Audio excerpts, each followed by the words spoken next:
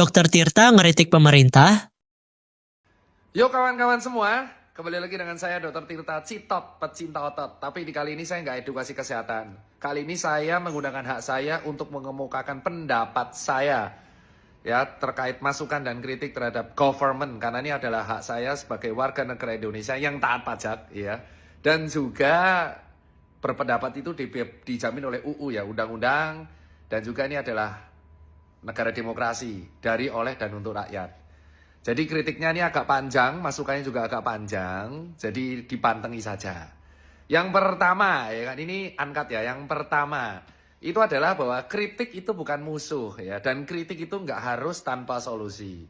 Jadi kritik itu artinya tanda kita peduli ya, bukan berarti karena kita itu musuh ya, terlepas kita mau pilih apa pas Pilpres kemarin, tapi saya sendiri itu menghormati konstitusi siapapun pemimpinnya.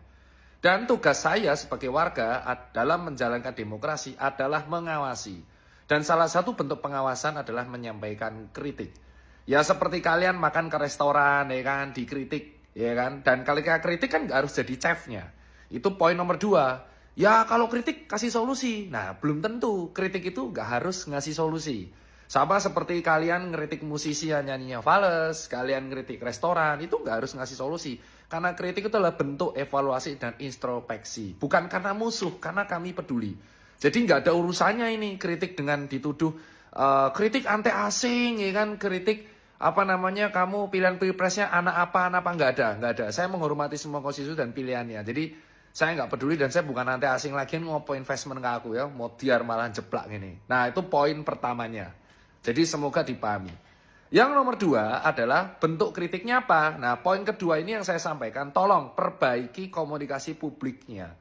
Jadi para pejabat kita ini saya yakin bukan orang-orang yang sembarangan. Kalian semua yang terpilih, entah lewat kabinet, ya pihak eksekutif, atau lewat suara rakyat, legislatif, atau yudikatif, kalian itu adalah orang pinter, kalian orang cerdas. Itu alasan kalian bisa dipilih dan duduk di sana. Dan kalian tuh menyampaikan aspirasi rakyat, terutama yang duduk di legislatif. Jadi tolong komunikasi publiknya diperbaiki ya. Gak semua hal yang ada di kepala itu harus disampaikan kepada publik. Kalian harus filter ya. Ada strategi komunikasi publik, manajemen komunikasi krisis. Jadi tolong diperbaiki karena banyak komunikasi-komunikasi yang menurut saya itu malah menjadi rage bait. Ya. Yang nomor 3. Soal MBG, makan bergizi gratis. Ini kan libur sekolah ya. Anakku tuh libur sekolah. Walaupun anakku juga nggak konsumsi MBG, tapi kan ini libur sekolah. Alangkah lebih baiknya momen libur sekolah ini dijadikan momen evaluasi MBG. Bisa kok. Kalau memang